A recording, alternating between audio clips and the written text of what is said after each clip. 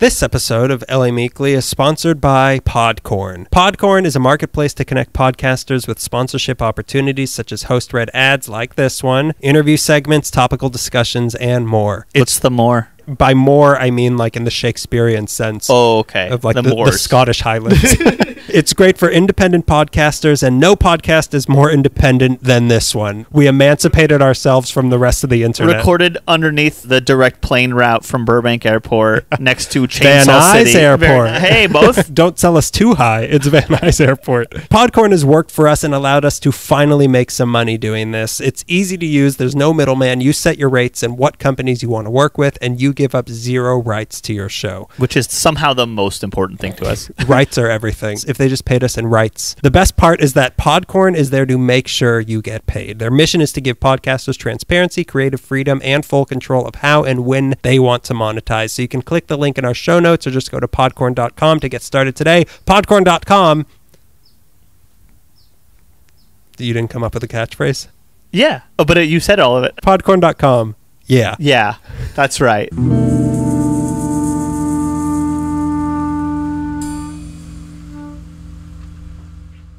And I'll just need both your signatures here and here. Date as well. And you two have officially adopted a street. Wow. Greg, I'm so happy we're finally taking our relationship to the next level and bringing a child substitute into our lives. You know, since you're so sterile. I'm not sterile. I'm barren. I can't wait to just cut a check once a month, have my name up on a sign, and go back to playing NHL Hits 2K7 and only thinking about myself. For the street, baby. Actually, what you're thinking of is sponsoring a street. What the both of you have done is adopted a street. What's the difference? So we get our check back? No. The difference is when you adopt a street, you commit to removing litter, commit to removing graffiti, commit to planting trees and maintaining wildlife that you committed to. It's a lot of responsibility. It's actually called Responsibility Road. Huh. What do you think of that, Greg? Huh. And have you two thought about schools? There's schools on this street to maintain? Isn't that the city's job? No. What I mean is, what kind of school will the road you adopt to be attending? Well, it's going to have to be a private school, but are you thinking Protestant or Catholic? Protestant, obviously. Wait, what? And then there's the vaccinations, inoculations, general shots. Then the manhole cover needs to be circumcised. Then there's diapers, industrial absorbent. Of course, no potholes, very expensive. And then the formula, which you'll have to pour that down the storm gutters twice a day when you're at your most tired. Oh, good news, your check just cleared. You're now legally responsible for this bouncing baby commitment. I mean street. No, I meant commitment. Lots of responsibility, huh? Well, this is your life now. Oh, and one final thing. I'll just need your membership cards to the Playboy Mansion so I can rip them up in your faces. Your days in the grotto are over, except for the one that's forming at the intersection, which, need I remind you, you are fiscally responsible for. It's gonna cost a lot. Oh, yes, our membership cards. They're in the glove box. Greg, will you accompany me to the glove box? We'll find it quicker with the two of us. Excuse it. We'll be back in just 40 seconds. Glove box. Glove box.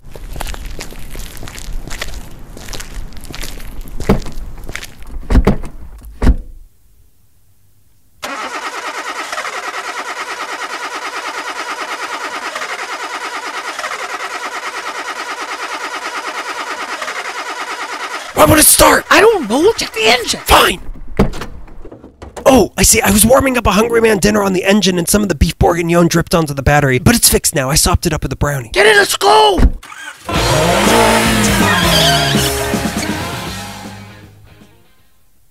And 40. Well, that's another orphan brought into this world thanks to Hugh Hefner. Damn you, Hugh Hefner, and your satin robes!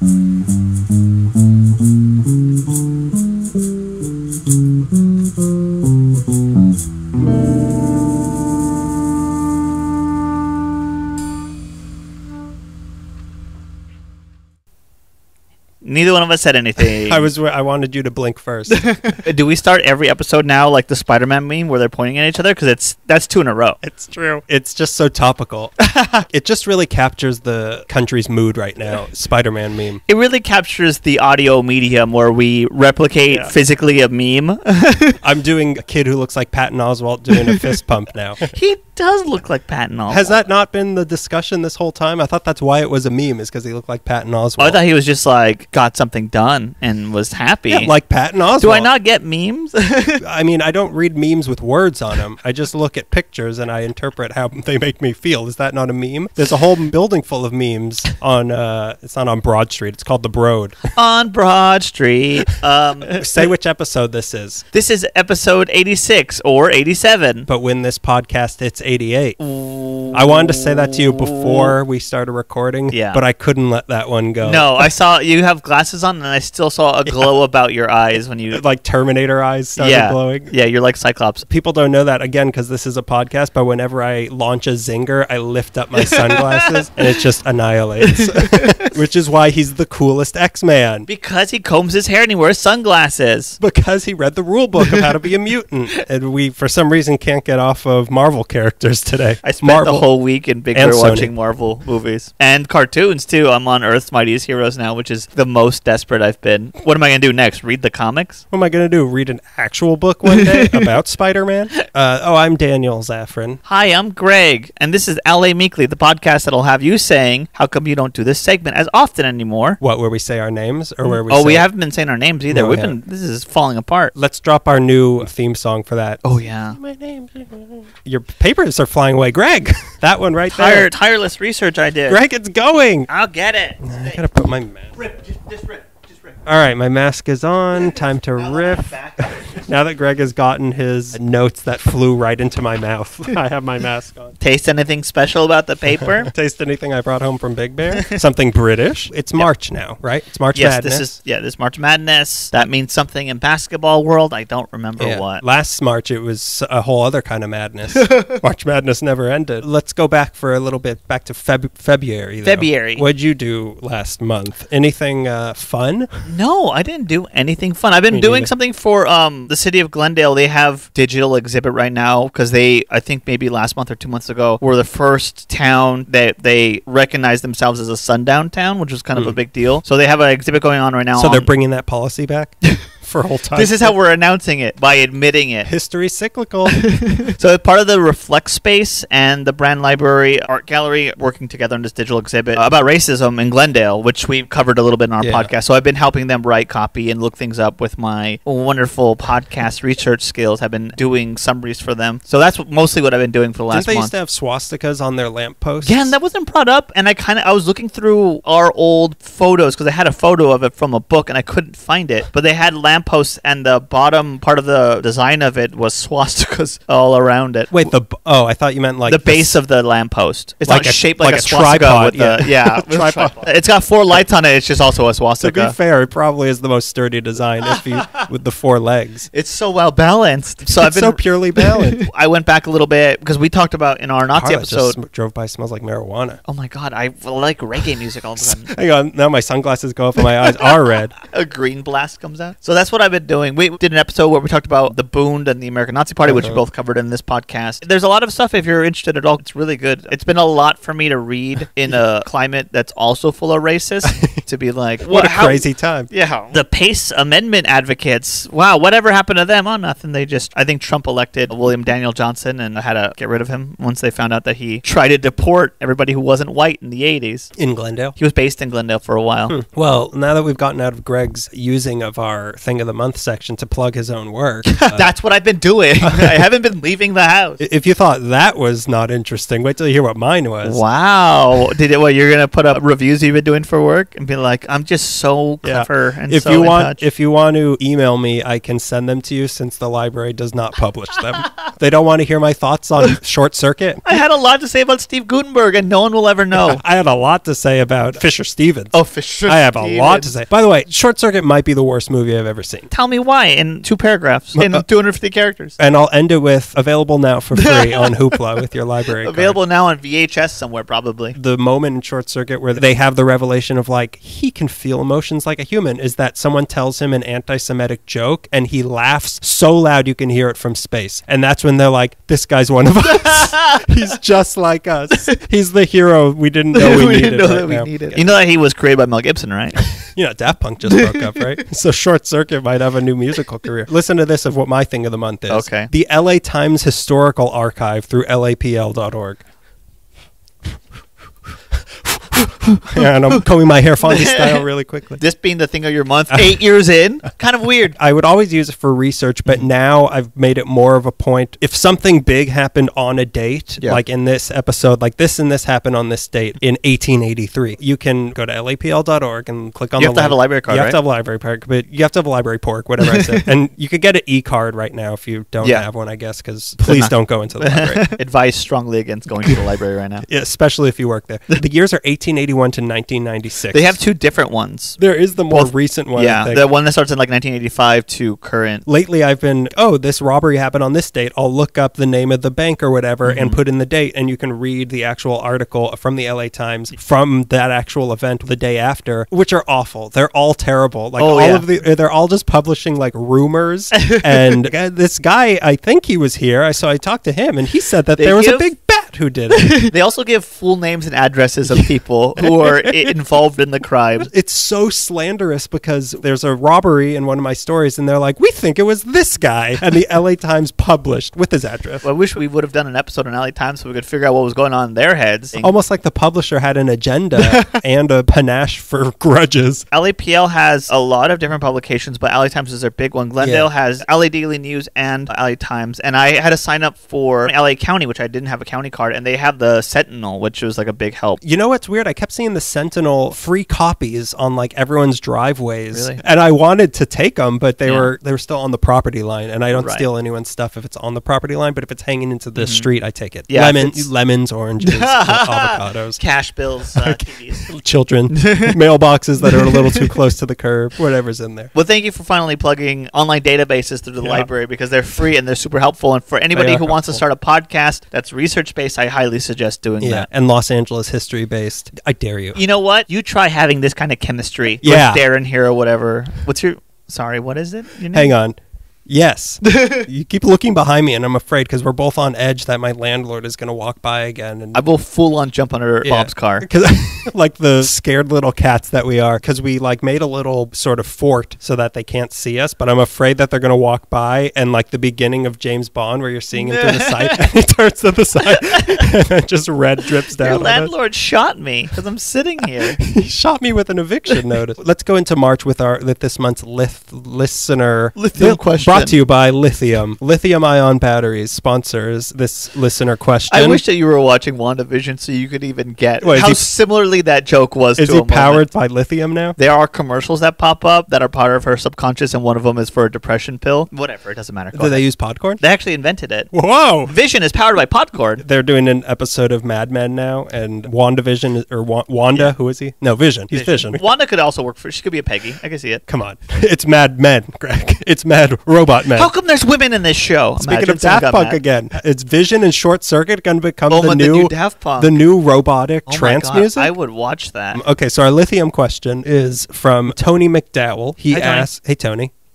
There's that chemistry again. I'm curious if you could talk about how you record the show, Mike's audio interface, software, timetable, how segments are recorded, etc. I'm also interested in how, if it did, change when recording during COVID-19. Well, to start, we weren't under all of my neighbors. We were only getting yelled at by janitors before. Yeah. You don't live here. We did the making of video, which is still available on YouTube. Yeah. But the first maybe 3 or 4 days into the month, we'll pick a topic. And then I don't know about you, I'll start bookmarking and finding. Both of us start researching pretty early, although one of us has to let it stew in his brain a little bit more so he can really figure out what the story's about. We'll both bookmark a ton of stuff, get books or whatever we need. I write down all the facts, nothing but the facts. Nothing but the facts. And then you start working on puns. That takes about 3 weeks. Yeah, the actual research is done in like an hour, but it takes me all month to come up with the perfect pun. Throughout the month, we'll start typing that stuff up. Yeah. About halfway through the month, we'll record the intro. 3 weeks into the month, we record the episode. Yeah, like the second to last week of the month, I That guess. would be the third week of the month, yeah. Some months have 5 weeks. It's a leap month. So we use, let me see what this microphone is called. Audio-Technica ATR 2100 USB, but it also uses XLR cables. But in the old days, when we were in a classroom at CSUN, we had a mixer plugged into your computer. We had stands for the mics and everything. We used Audacity. We record on Audacity. Yeah. I pump up the jams.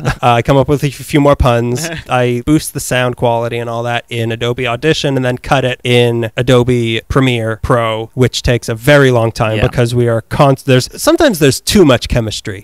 There used to be before 6 feet was demanded between us. Editing takes quite a long time because we mess up. We have to start a sentence over. Daniel cuts perfect jokes like Mark David Chat Mango. When I woke up this morning, I knew you were going to say that. I knew you were going to bring up Mark David Chat Mango. And I was thinking of the perfect joke that was. Here's the problem. Around that time, you kept getting nervous about, like, I think people think we're too offensive. And then you got in my head. So when you made that joke, I'm like, I think this is what Greg means about too offensive, because we were talking about themed flavors at Baskin Robbins, and we talked about when John Lennon was shot, and you said Mark David Chat Mango. And I thought, oh, this is what Greg means by too offensive. But also, I think you're misremembering of how clearly it came off, because I think it wasn't as clean. The room quieted.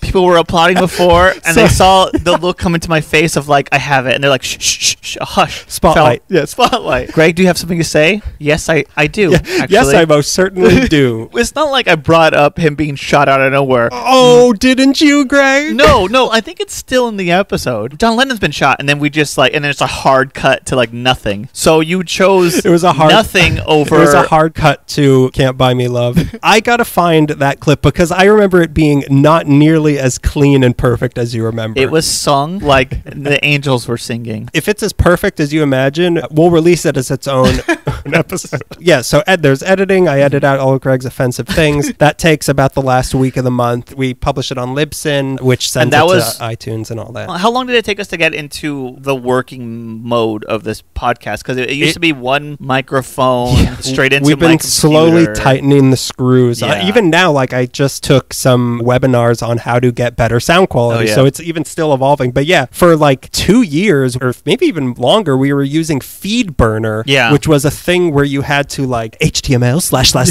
/ Mark David Chat Mango, and you had to put all this stuff in, and if you were lucky, it would connect it to iTunes and it would publish it. And sometimes it was like, well, we can't publish this episode for another couple days because FeedBurner isn't working, and then it just stopped working completely. So then we switched to Libsyn, which was so much easier. And we were used to be on one shared microphone, and then we had different stands, and we got pop guards and set the sound shield things. When did you learn that you needed a mixer? At what point were you like, oh, this is... When we got 2 microphones and realized we couldn't plug 2 XLR mics into my computer. Laptop. And talk about having to do this starting last April. Pretty much the same, except now we're just recording into our field recorder, which we would only use for field trip episodes. And what is it? Oh, it's a Greg's Brothers brand that he wants back. Tascam DR40. Which you were saying is kind of like the standard. It's like the one. Unless you really want to go expensive. If you're using XLR microphones, you're not going to get better than this. We don't use much of it. There's not too many features, but we figured out what we need to record 2 different tracks for 2 different people. So I can edit out your mumblings about Mark David Chat Mango while I'm talking about the tragedy. And we're back from something being cut out.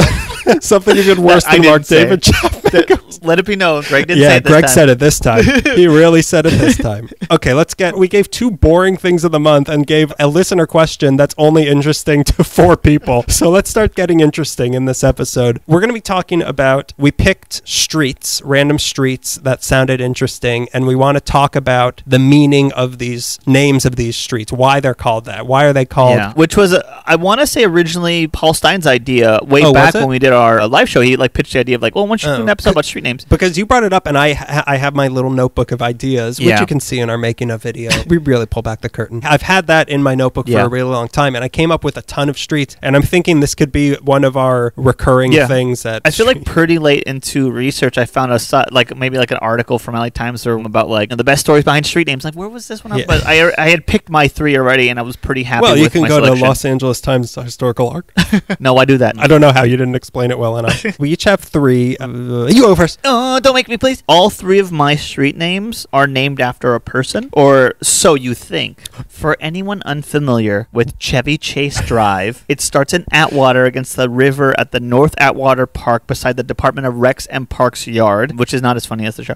It's like there was 30 Rock and then Studio 60, Yeah. the real hard-hitting truths of the Department of Recs and Park. So Chevy Chase Drive, if you're not familiar, starts along the river at this little park where you can access the other side of the river path. Like usually it's the bike path on one side, the north side or whatever. The Dan Aykroyd the west River. side, the Dan Aykroyd. The what's the other one? I'm trying to Bill think Murray, of. John Belushi. John Belushi. Let's go through the entire original cast of Saturday Night Live. And whoever gets to Gilda Radner first, you get a special prize. So it runs from this little park that's next to the Rex and Parks Yard, and it goes all the way through Adams Square, north into Woodbury area, then past Rancho San Rafael, where there is an area known as Chevy Chase, goes past the Chevy Chase Country Club, and from what I can tell, ends in La Cañada, Flint Ridge, depositing you very close to the Angeles Crest Highway route that'll lead you into the forest.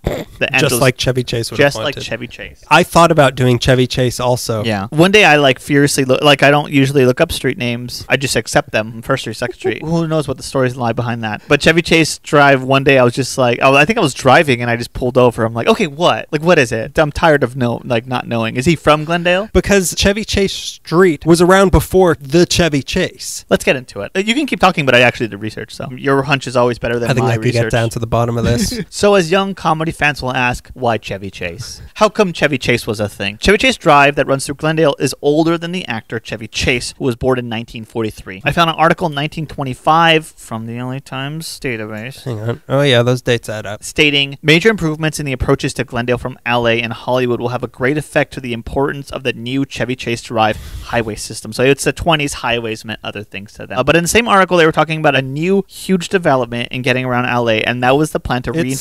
Saturday Night Live. Are you free Saturday night? Saturday Night Drive with Chevy Chase Boulevard. That drive is only good for a little bit. Only the weekend update. The drive is good for maybe 2 years. Don't stay on it too long because it starts getting really weird with being mean to his cast members. And When it starts getting into Community, you're like, this drive's not that bad. But then it gets really bad. Yeah. It just drives into a trench. You're like, okay, I should have maybe taken another street. I'm always surprised when I'm reading about one thing and I learn another thing by accident, which is apparently me learning by accident is the only way I learn.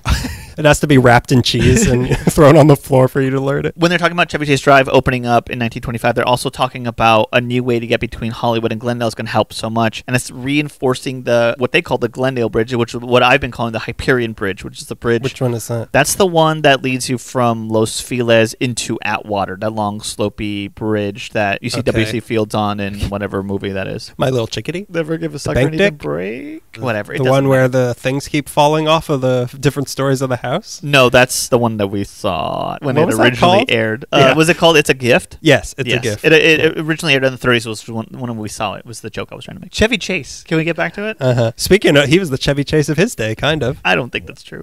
I think it's an exact parallel. think that's Then it. who's the Chevy Chase of the 70s? No, wait. I mean, who's the W.C. Fields of today, the 1970s? Oh, John Belushi. So it can only be people from Saturday Night Live. Chevy Chase Drive is named after the area in the Glendale La Cañada Hills called Chevy Chase, which I didn't know was there. So again, if it's not named after the actor, by the way, Chevy Chase, his real name is Cornelius Crane Chase. Really? Yeah. So then, what's a Chevy Chase? Some people also think I mean, sure, Cornelius is not great, but why would he change his name to... that's something that's already a thing. I didn't look into why he changed it. So some people think that Chevy Chase may have derived from the French word chevaucher, meaning ride. You can grade my French later. I'm not doing that on Duolingo. F. More likely, though, it comes from this explanation. I got this information from the Chevy Chase Historical Society, which I got really excited Which about. is dedicated to the Chevy actor. Chase, the actor Chevy Chase. I got really excited because there's a Chevy Chase Historical Society. I'll learn everything. It's in Maryland, which is the original Chevy Chase, which is probably where Chevy Chase in Glendale gets its name. I couldn't find the link between the two, but I know Okay. that one was incredibly popular. And one was on Saturday Night Live. Chevy Chase refers to a Scottish ballad titled "The Ballad of Chevy Chase," which is about the actor. No, Every explanation you're giving me is it's based on Chevy Chase, but it's an older Chevy Chase, and we can't it's a Russian doll of Chevy Chase. Chase. We're not getting to what the real Chevy Chase is. So the Ballad of Chevy Chase, the chase referring to a hunting party in the Cheviot Hills, not the one in LA, which is also confusing, near the English-Scottish border. Cheviot hunting grounds or chase then later becomes Chevy Chase. Oh, okay. So they're chasing something. In the Cheviot Hills, and Cheviot becomes Chevy. Well, what were they chasing? I read it was hunting party, then I heard it was hunting ground. So I think it was just like an area of the hills, like a chase or something. Like Chase Knolls, which is an apartment complex down the street. This isn't the farthest we've gone back, but it's pretty far. In 1388, the English and the Scots fought a battle in these hills, and it was put to a song. It was originally the Battle of Otterbourne, sung in Scottish, and then when it got translated to English, it became the Ballad of Chevy Chase. The first verse of the ballad is, God prosper long our noble king, our lives and safeties all. Woeful hunting once there did in Chevy Chase befall. Chevy Chase is spelled differently than we see it. It's Cheivy. That's Chevy. And Chase is Chace. Chevy Chase. Are you Scottish? Aye. The sound of bagpipe. A can of haggis opening. My kilt blowing up. Sorry, my Scottishness slipped away from me for a second. My kilt is blowing up because I remembered that I'm from the valley. So ballads in Scotland referring But I'm from the Chase Knolls. I'm from Granada Hills, not the one you're thinking of. Did you not get that when I've always said I was from Granada Hills? Now, Maryland, in 1725, a man named Colonel Joseph Belt, well, his name wasn't Colonel, but you know what I mean. Joseph Belt, who was a colonel, a Scottish immigrant living in America, now owned 560 acres of colonial Maryland land northwest of what later became Washington, D.C., and he called this piece of land Chevy Chase because he was Scottish. And he just liked a battlefield? Yeah, the idea of like a battlefield where the thing happened. Through different land companies and owners, the name Chevy Chase just stuck through the centuries, basically. In Maryland. In Maryland, yeah. Not in Glendale over the centuries. I found this information out from the Tropical Station Glendale blog. A 1920s real estate agent named E.R. Austin working on creating a new entrance into Glendale from L.A. E.R. Austin was the person who got Glendale to change the name of the route, which comprised streets like Park Avenue and Sycamore Canyon, into Chevy Chase Drive for the entire length of the drive, which I didn't know was it's the longest street in Glendale, Chevy Chase Drive. Longer than Brand Boulevard? Yeah, because Brand isn't that long, because Chevy Chase Drive starts in Los Feliz and goes all the way to La Cañada, but it's not like a main thoroughfare. Like, it's not like a big street. I've passed by Chevy Chase on the way to the Americana. What was he doing? Oh, I see what you're saying. Greg, that's that chemistry that I have to edit out. I'm sorry. That was really offensive what you just said. That's going to have to be cut. Getting a zinger on me? That's so offensive and offended my personality. You didn't even lift up your X-Men sunglasses when you said that. But yours is a hat? You have like Cyclops hat? A big beam comes out of my bald head. Or just the third eye up there. But boy, is it bald. Boy, there's no hair there. No eyebrows. So all of this comes back to, I don't know why E.R. Austin called the drive Chevy Chase. I don't know if he owned land in the Chevy Chase area. I don't know if he was from Maryland, but I know that Chevy Chase is not about the actor. And that's really all I need to know. Like, it's just reassuring that it's not named after Chevy Chase. Yeah, I stressing myself out trying to figure out what E.R. Austin owned. Was he like trying to find out any information about him? I did find anything. And then at the end of the day, I'm like, well, it's not about the actor, and that's kind of all I cared about. There's also a small street in Beverly Hills off Benedict Canyon named Chevy Chase Drive, also not named after the actor. Is that everything? Yeah, that's all. Oh. There was nothing else. Let me tell you, please. I mean, I know I just said I just needed to know it's not about him, but like, I don't know, a little bit more. That's still weird that something so weird and obscure as Chevy Chase has two different streets in Los Angeles. I feel like a lot of credit goes to the town in Maryland. But why? Because it was like a beautiful thing in a poem, and it's like 1725. But like, barely even people care about Baltimore, and that's the city of Maryland. And when we care about Chevy Chase, The Wire didn't take place in Chevy Chase. I guess that's what I should have looked up, is why did Chevy Chase go by Chevy Chase? Okay, so let's get to my first one. Okay. Do you know which ones I'm doing? You told me, I forgot. Perfect. No, they're Valley ones. I know that. Or two of them are. Kinda, no, but not. Who's this guy? Okay, so, and this one took me about 8 hours. All I want to do is have some pun, and I got the feeling I'm not the only one.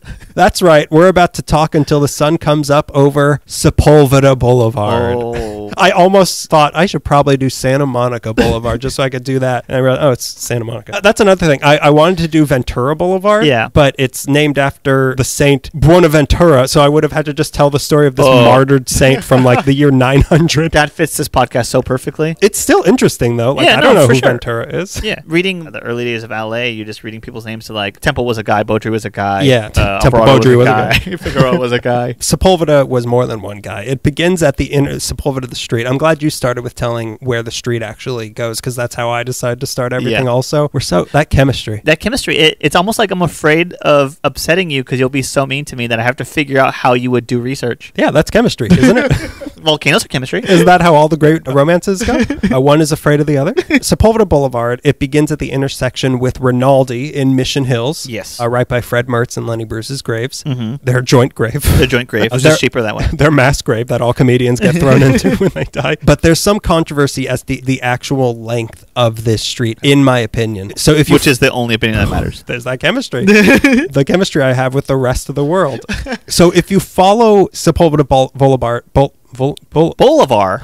If you follow it to where it ends, it goes all the way through the valley, through the Sepulveda Pass, past Westwood, past the airport, and all the way down to near Hermosa Beach, ending at Artesia Boulevard, which is 31.1 miles later, where it then morphs into the PCH. The whole trip would take about 1 hour and 5 minutes without traffic. There's always traffic. There's always traffic. So you're saying 4 hours? If you're lucky. You might just want to fly. Because once you pass... through the valley is wide, and then once it passes through Westwood, it becomes incredibly narrow and frustrating. Yeah, and everyone's taking it to avoid the 405 as well. And then all you've done is make another lane of the 405 that has stops. That somehow takes more time, but you always go on it. Yeah, you always try it. Ending at Artesia Boulevard, that's the way I see it, but apparently people like to connect it to where Sepulveda reappears a little further south near Palos Verdes Boulevard near the Del Amo Mall, which goes east all the way to just before the 103 in Long Beach. Wow, okay. So those people say that Sepulveda is actually 42.8 miles long because of this extra stretch. Mm-hmm. But I don't know why you would count that, because it literally ends for several miles and then reappears somewhere else unconnected. That doesn't count. No, it doesn't. Like, your two Chevy Chases aren't. I don't God count forbid them. There's two Chevy Chases. Sure, it's a great story to say you can drive from Mission Hills to Long Beach on the same street, but you can. You can drive there on streets. I'm just as impressed that you can drive from Mission Hills to Hermosa Beach. Yeah, no. Did I say Hermosa? I did say Hermosa. Yeah. I guess that's the thing about me, is I'm such an active listener and I'm so kind. Yes, and. Yes and no. Yes, and stop talking. It is still pretty cool that it can go that far. Yeah. But either count, Sepulveda is the longest street in Los Angeles. It is. Are you sure? Think of one and I'll tell you. Figueroa. No. You're kidding. I even looked up Wilshire, and it's maybe 20 miles long, and that goes from like the ocean to past downtown. I thought Figueroa went pretty south. Mm-mm. All right. I'll have to believe you. Well, yes. Yes, you will. Look, we'll look up how long Figueroa is, but everything I kept reading said Sepulveda is the longest, Sepulveda is the longest. No, just talking about even on the freeway, those two areas you pointed out are far. Yeah, it's so really if it's far. a street that connects the two, then I imagine it's... Well, it's in the valley. It doesn't count. Go ahead. You have to cut off the parts that are in the valley. So, longest street in Los Angeles, undisputed. But why Sepulveda? Why not longest road in the city boulevard? Mm-hmm. Why not Sebulbeda? I don't even have words. Sebulba actually existed before he appeared in the Star Wars universe. Did you know that? He's from Ireland. The Ballad of Sepulveda. We all know that old ballad, right? So let's get back into who Sepulveda was. I keep wanting to say Sebulbeda now. Don't. Let's get back to who Sepulveda was, or rather, who Sepulveda were. And to do that, we've got to go way back to the almost beginning. Fade in on a sleepy, almost Pueblo town. Oh, that's something we haven't said in a while. No, we haven't. We haven't had a fade back that far in a while. Yeah. I was telling you this one podcast wanted to interview me about our show, and in the thing, they're like, so what are some of your running jokes on the show? And I had to, on an awkward three-way phone call, explain, we like to say that things got turned into bullets during World War II, and that fire purifies things, and they never called me back. You kind of have to be there. That's what I should have just said. You should have just said, you kind of have to listen, because me trying to explain it is the least funny thing. Yeah. What's funnier than someone explaining an inside joke? Okay, so enter a long stream of people who keep naming their children the same name. So things are going to get very confusing very fast here. But it starts with a man named Francisco Xavier, back to the X-Men, Sepulveda. He was born in Sinaloa in 1742 and married a woman named Maria Candelaria de Redondo, and together they had 6 kids, eventually a 7th, 12. Here's where the name starts. Juan Jose, Rafael, Sebastian, Jose Manuel, Maria Teresa, Francisco, Sebastian too. And Francisca. Oh my God. Francisco was already Francisco too. Yeah. We need 3 Frankies in this family. And 2 different iterations of Jose, and then Mother Teresa for some reason. Francisco Xavier was a soldier, and when he was 39, a group of settlers were planning to make a huge trip and relocate in the way north in Alta California. So being a soldier, Francisco was tasked with protecting this group and relocating up north with his entire family. This was the first non-native settlement of the Los Angeles Basin, and this group of people became known as the Pobladores. The Sepulveda family technically isn't considered one of the Pobladores because I guess they weren't part of that first group that went from the mission to downtown. Oh. But he was like 3 miles away. He was at, because there were 2 big groups that came to Mission San Gabriel. It's like a technicality then. Yeah, and then like 44 of the 88 or whatever came first to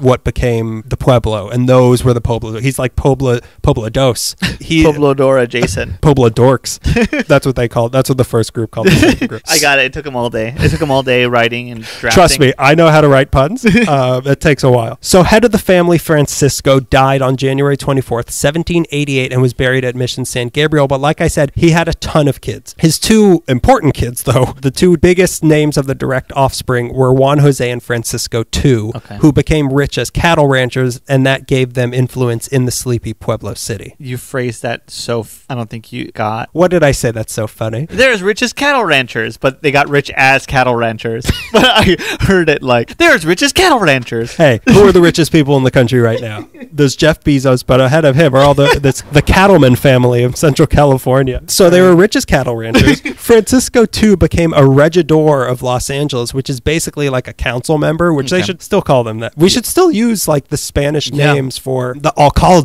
the regidors. We should, because we still call ourselves Los Angeles. And I've been meaning to talk to you about that. We should switch to the Angels, and only our government employees should have Spanish names. So then in 1825, Francisco II, the regidor, he was made acting alcalde, which means he was the acting mayor, and in 1828 was granted the land of Rancho San Vicente y Santa Monica Boulevard, which was 30,260 acres stretching from basically where Sepulveda is now in Westwood all the way to the ocean, and from the Sepulveda Pass down to Pico. So that all belonged to the Sepulveda family. Yeah. They were rich as cattle ranchers. But then in 1831, he participated in an uprising against the governor and was put in prison. But between just those 2 brothers, Juan Jose and Francisco II, and their own children, the Sepulveda family now owned ranchos of places you know. There's San Joaquin, Santiago de Santa Ana, Las Cienegas, San Vicente, La Bayona, San Rafael, La Sierra, Palos Verdes, Santa Barbara, and even some far down as San Diego, those are all titles of government workers. You don't want to mess with La Bayona. You know what she's doing. Yeah, she's lost her children. She's going to cry at you. I think you're confusing a couple different things, but it's fun. I learned it on Duolingo. I learned it in El Santo movies. I learned it on Spanish-speaking Legends Duolingo. But one sticking point of their land was the Palos Verdes area. So this area was partially given to the Sepulvedas in 1827 by Governor Figueroa, the not longest street. Longest street. But that's his first name. In 1827, this area was partially given to them, but it was also partially given to the Dominguez family. So the rights over all of it led to a decades-long feud between the Sepulvedas and the Dominguezes. But all the feuding was done over legal matters, so it was like the Hatfields and McCoys, but if it was just Matlock. If they got their lawyers to fight. I choose my finest lawyer to go up against yours. Like, it was a serious feud between these two families, but all it was like, I'll see you in court again. Jose Dolores Sepulveda, who is Juan Jose's son, built a house in 1818 at what is now Madison and Courtney in Torrance, but he decided to go up north to Monterey in 1824 to try to settle this land dispute once and for all. But when he got to the Mission La Purísima Concepcion in Lompoc, he arrived just when an uprising of the Chumash were revolting against the mission, and he got shot and killed by an arrow by a Chumash soldier or warrior, I guess. That's how that guy died. So what's going on here? And that was the last thing. Oh, are you putting on a play? Oh, no. So the dispute still wasn't settled. His kids were Maria Teresa, again, Ignacio Rafael, Jose Diego, Jose Laredo, and Juan Capistrano. And those last two, Jose Laredo and Juan Capistrano, were on that Palos Verdes land, San Pedro really, on August 6th, 1846, when they spotted a warship. Those two, they spotted a warship off the coast. Turns out this was the warship of Robert Stockton, who was about to invade Los Angeles and claim it for the United States. So those two Sepulveda boys immediately ran to General Castro, who was in charge of the Mexican troops in LA who heard the news and immediately fled to Mexico. God. And on August 13th, Stockton marched in and took the city of Los Angeles for the United States without having to fire a shot because the army abandoned the city. I've got an idea. It's in Mexico. They've got boats? How are we going to fight them on land against boats? I've been shooting a boat for an hour. Nothing's happening. I know my gun only shoots one bullet at a time. It's kind of just like a high-powered BB Yeah, gun. we can shoot one bullet a day. So the Sepulveda boys were the first ones to see the That's Americans so crazy. invading. A month later, though, there was an uprising that drove Stockton's troop back out of LA onto their boat off of San Pedro, and it was the Sepulvedas who were in charge of keeping an eye on them to make sure they didn't and stay out. That was their motto. and that was stay the out. family crest of Sepulveda, and it's a raised fist with shake wiggles around it. The other son, their brother Ignacio Rafael, meanwhile, was one of the soldiers fighting against of this uprising. But on January 9th, 1847, he was killed in the Battle of La Mesa in Montebello against the U.S. troops. Then in 1858, that San Pedro land dispute was finally resolved, and it was decided that the land did in fact belong to the Sepulvedas. But by that point, there had been some bad investments in the family and gambling issues, and then more land disputes trying to prove they owned it once again, but this time to the U.S. government. Right. So the legal drama never ended. Then between 1862 to 64, there was a drought that wiped out most of the Sepulveda cattle, and the family was deeply in debt. As poor as cattle farmers. Oh, it's a double-edged horn. They started selling parts of their land, and other parts were foreclosed. Between 1865 and 1880, they were involved in 78 lawsuits, 6 land partition suits, and 12 squatter eviction suits. Some of the members of this once mighty LA family were now dying poor as a cattle rancher with no money at all, just cow pies to eat for dinner. Then on September 25th, my birthday, 1882, my birth year, the Rancho Palos, I had to be born early so I could get a good seat for W.C. Fields' movie. It was packed house. Yeah, I was lining up for 50 years to see It's a Gift. The Rancho Palos Verdes land dispute was settled once and for all, and the land was divided into 17 parts with only 4,411 acres given to the Sepulvedas, which was one of the smallest partitions from this suit. It was given mostly to Americans. So at this point, the era of the almost royalty Sepulvedas was over, but all the confusing branches of the family were still making their impacts in other ways around town. Jose Laredo, who was one of the brothers who saw Stockton's ship, he became mayor in 1837 and then again in 1839 when there were 2 mayors of Los Angeles, him and a guy named Tiburcio Tapia, which led to the abolishment of the position of mayor, and instead for a while the city was run by 2 justices of peace. Yeah, it's very weird. One of which was Jose Laredo again in 1842 because they elected new people every single year, which probably should still happen. Then in 1844 they changed it again back to having a mayor, but now there would always be 2 mayors. So there was like mayor and vice mayor. Double dragon. If you slay one more will take my place. But if you slay him, the city's fall. I'm running to Mexico. Yeah. In 1845, the other brother, Juan Capistrano, was second alcalde mayor, and then in 1846 and 48, it was Jose Laredo again as vice mayor. Then from 1853 to 54, Juan Maria, who was one of the sons of Francisco II, his wife's name was Jesus. Okay, I'm into it, sure. If I got the chance to marry Jesus, I would take it. He was elected to the Los Angeles Common Council. Then from 1857 to 58, he was the county assessor. Then there was Ignacio, who honestly I have no idea whose kid he is, but he was a judge, and in 1879 he was made the first superior judge of LA County. Judge Ignacio Sepulveda. He had also been on the first Los Angeles Public Library governing board in 1872. He probably got that database started. Yeah, he started predicted the internet before LA Times even started. He's like, there's got to be... Rich as a database inventor. And in 1895, he became the first secretary of the United States to Mexico, appointed by President Grover Cleveland. Wow. Judge Ignacio Sepulveda. His daughter was also friends with the Hearst family. His reputation's tarnished now. So this is the general overview of the famous Sepulveda family, who were one of the major families to shape the city, and they just had their fingers in everything, everywhere. Cows here. Yeah, cows, other cows. The mayor here. The naming of the street, however, seems to be in direct reference to Fernando Domingo Sepulveda, who was one of the sons of Francisco II, grandson of the first Francisco, who was a poblador. It's weird because as you were telling the story, I lost sight. I assumed that it was named after the entire family's legacy. Yeah, that's what I kind of thought also, but apparently it's just this one guy. Yeah, it's this one guy who I didn't even mention here because there's nothing significant about him, but maybe he had a house there or something. The significant thing is that he has a street named after him. It was a self-fulfilling, it was like a Kim Kardashian sort of self-perpetuating thing. Sepulveda used to be called Saugus Avenue, but in 1925 they renamed it Sepulveda Boulevard. And because the word Saugus, it just makes everyone upset. Yeah. It's just a gross word to say. It makes everyone lose their appetite.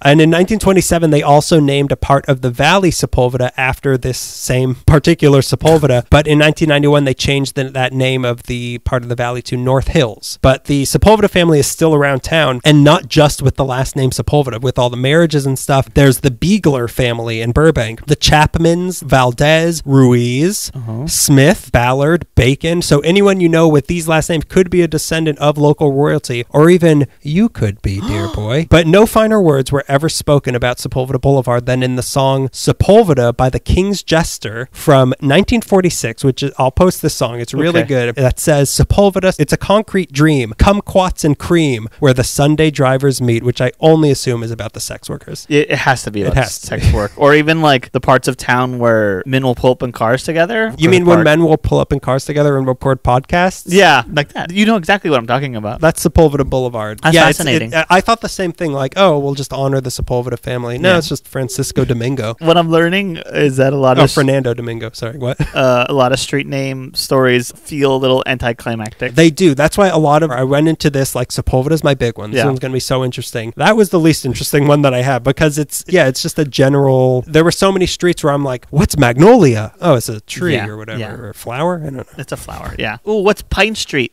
Elm Street? So the next one we'll talk about is also named after an actor. It's not named after... let me rephrase that. Also has a similar name to an actor. It confused a lot of people, so it's time to cover it. We brought it up in our creepy episode this time. I'm going to be talking about James M. Wood Boulevard, which runs from Western and Koreatown to the 110 freeway in downtown, ending at Figueroa, which is the longest street in Los Angeles. Whoa, Greg. Edit point here. That's where the building, that apartment building, that's what you're talking about with the babies that were in the basement that Peter Pan authored allegedly. Yeah, that Peter Pan put 2 mummified babies in the basement. J.M. Barrie, that's what it is. Well, another name confusion thing. Essentially, James M. Wood Street is 9th Street for this. In its entire length is 9th Street. For only a portion of this, it's called James M. Wood Boulevard. So why named a well-liked local street after venomous nothing actor James Wood? Is it because I like Videodrome and he's kind of funny in The Simpsons? So what? James M. Wood Boulevard is not named after the actor James Wood. It's actually named after Chevy Chase. It's actually named after James Caan.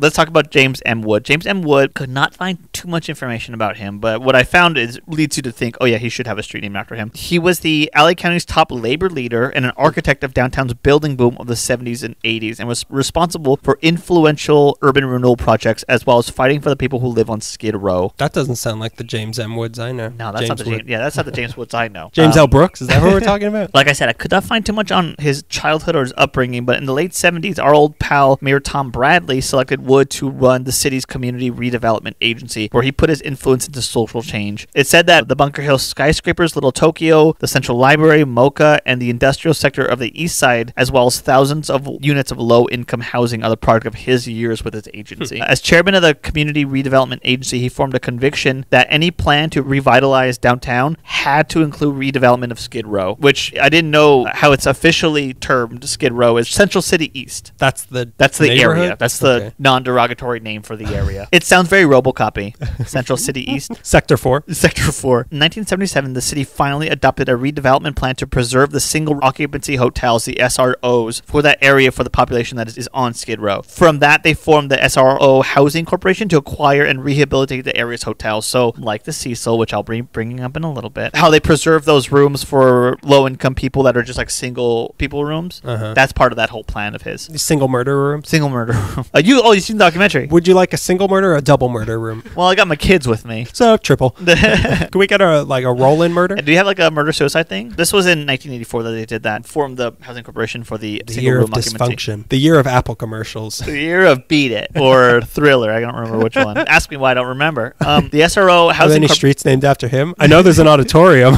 named after him. Auditorium of an elementary school. Yeah. The SRO Housing Corporation's mission is working towards community revitalization by providing clean, safe, and affordable housing to people, managing public spaces, and administering needed social support services in order to preserve affordable housing for everybody who's in Skid Row as much as they can. James M. Wood, through his efforts, was getting people off the streets of Skid Row, which is really good. In 1982, with the guidance of Wood and the Community Redevelopment Agency, as well as the Economic Development Administration, these two corporations created a commercial light industrial center where semi-skilled or unskilled workers could be offered jobs who were in that area. From District 9 or whatever they call it? From Central City East, yes. District I know, hit you. You get to bring up Chappie every time, and I can't bring up that the director's actual other good one. Where's this bird? Why do birds interrupt our podcast? Over here. And over here. So as well as being an architect for renewal, he was also an activist in union politics. He was a guy on the picket line and the guy at the strike negotiations. As far as labor leaders, a lot of people put him up there with Cesar Chavez, although for different causes. He was elected to the head of the LA County Federation of Labor late in his years. He was also chosen by the next mayor, Richard Riordan, to fill a vacancy of the LA Recreation Parks, the not funny one, commissions in 1995. The gritty drama one. And he died the following year, 1996, of cancer. In 1997, the LA City Council voted to rename a portion of 9th Street, like I said, from Fig to Western, after him. Deservingly so, because James M. Wood fought for the city and for the people on the street, as well as getting... What? People on the street. People on the street. Diddly-do-dat.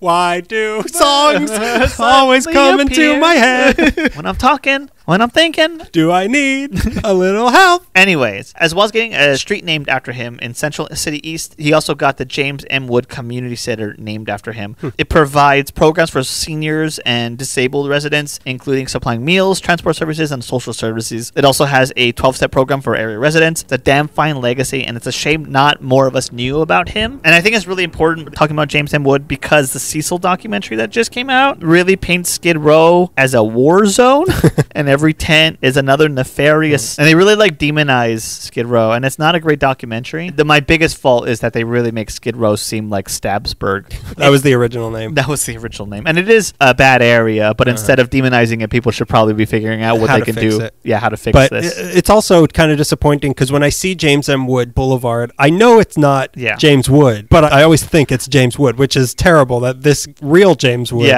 is not getting the legacy he deserves. Because of an actor who's really awful on the internet. Yeah, I think the same thing with Chevy Chase Drive. If I'm on it for too long, I think. Yeah, too bad that battlefield in Ireland doesn't get the recognition it deserves. It should be the Ballad of Chevy Chase Drive, really. Okay, so we're about halfway through here, and we have a couple more ads for you to listen to, so we'll take a break and we'll be right back. Hi. Take a breather. It's the middle of the episode. We're here again to take a little breather. It's the middle of the episode. Time to take a breather. Where are we exactly in the episode, though? Between the beginning and the end. Okay. It's breather time, Greg. And we're here to remind you once again that this episode is sponsored by Podcorn. Podcorn.com. Again, Podcorn is an online marketplace to connect podcasters with sponsorship opportunities. It is a service that I wish we had years ago. Me too. Because it's just almost a direct sponsorship. It's a way that you can actually make money from doing a podcast, and we make so much money now. Yeah. I don't know what to do with all this money, Greg. They bought me a car just to source some of the money. Yeah. So if you have a podcast, and I know all of you do, this is a great way for podcasts of all sizes to start making money to help keep their show going. Which is crazy helpful because I know so many people who want to start podcasts. Since quarantine started, we're like, I think I'm going to finally do it. And if you do, at least you'll have the help that we didn't have when we started. Yeah. Thanks to us. Yeah. We walked so you could run roller podcasts. skate. We walked so you could stream faster.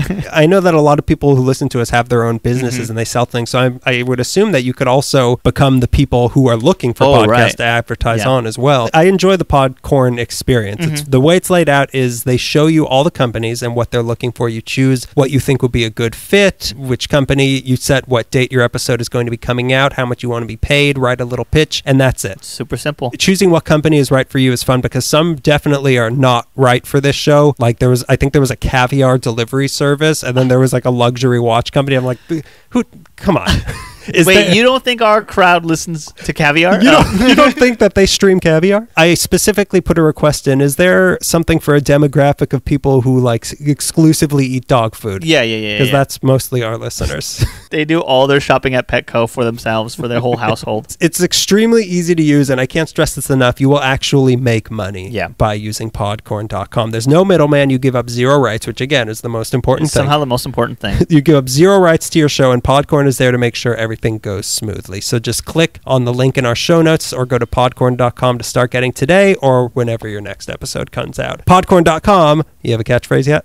Be our competitor. Podcorn.com. Put us out of business. Get all the ads that we can't get, like the caviar company. Because to remind you, our listeners eat dog food. It's the better of the dog food. It's Purina. Hi, have you been seeing ads on our Instagram about people receiving postcards handwritten by the LA Meekly boys, Greg and Daniel Zaffron Gonzalez? Greg and Daniel Zaffron and Gonzalez. That's how we've been incorporated. Hey, not just handwritten, sometimes hand designed. Oh, yeah. When I By get a desperate, computer. hand design. When it's too dangerous to go into a gift shop on Hollywood Boulevard, hand designed. But yeah, we wanted to also take this time to invite all of you to subscribe to us on Patreon. For as little as $5 a month, you will get one of those postcards every single month, and you will help support our show financially and keep us going, because Podcorn just did an ad. Who knows when they'll ever do an ad with us again. After how badly that went. Yeah, you heard what we said about the dog food. We put them in the middle. A breather? Come on. In between the beginning and the end? So postcard system is really easy. We'll call them postcard pals. We'll buy you a postcard from an LA place and send it to you once a month. If it's written by me, you'll be able to read it. If it's written by Daniel, it'll be like some kind of Zodiac killer code. Well, backwards K's and everything. People like cracking that sort of stuff now, don't they? Let them try to catch me. A lot of people live in a different state or move to a different state and want a taste of home, so we can provide you. I mean, which is something I never thought, because I thought that when we started, it seemed like some of our fans were local, and we'd be it would be like a joke to send them a postcard from Hollywood Boulevard. But now we're sending people. We're buying international stamps. Like, I changed my address to Alaska, and now we're buying like quality postcards. Because like, I don't want to send you a trash one, because now I represent Los Angeles. You've got to show this to the mayor of wherever you're from. But now, like, Alberto's joining the army, and I'm looking forward to. He's going to give me his address in the mill, like 429 Army Way or whatever. I'm in this foxhole in France right now, which I only know war if it's in World War II. By the way, can you attach this to a pigeon I'm going to send to you and put it into the knot in the tree in the middle of the Loire Valley? We enjoy sending them to you, and even for less than $5 a month, you will just support us financially, and we'll say your name on the episode. And also at $5 a month, we'll say your name on the episode. Say my name? Say my name. You say my name. Look all around you. Is that what we're doing? Are we singing the... No, I asked you to say my name so I could trash my own name and say you did it wrong. But you want to take it somewhere else, that's fine. It's Gagazugala. I hate showing up for that. You know how cold? Describe what I'm wearing right now. The top is Unabomber and the bottom Abuelita at a laser tag. You've got this neon green serape on your legs. Yeah, to keep my legs warm, I have 2 pairs of socks, gloves, a long john shirt, a regular shirt, a sweater, and a jacket. Bag of Long John Silver food. And it's like 59 degrees. Well, look, if you subscribe to us, it's the hottest day of the year. If you subscribe to us, we'll fund putting an end to COVID and we can go back indoors. Yeah, aren't you all dying to go back to work and start open mic comedy again? Aren't you all dying to see your coworkers in person one more time? But anyway, go to patreon.com, I think /LA Meekly. I think that's all it is. And you can help support us, and it would be nice. And if we ever have any more tiers, then you'll be the first to hear about it. You will certainly be the first to hear about it. Bye. I love you. Back to the show. I love you. Bye. Back to the show.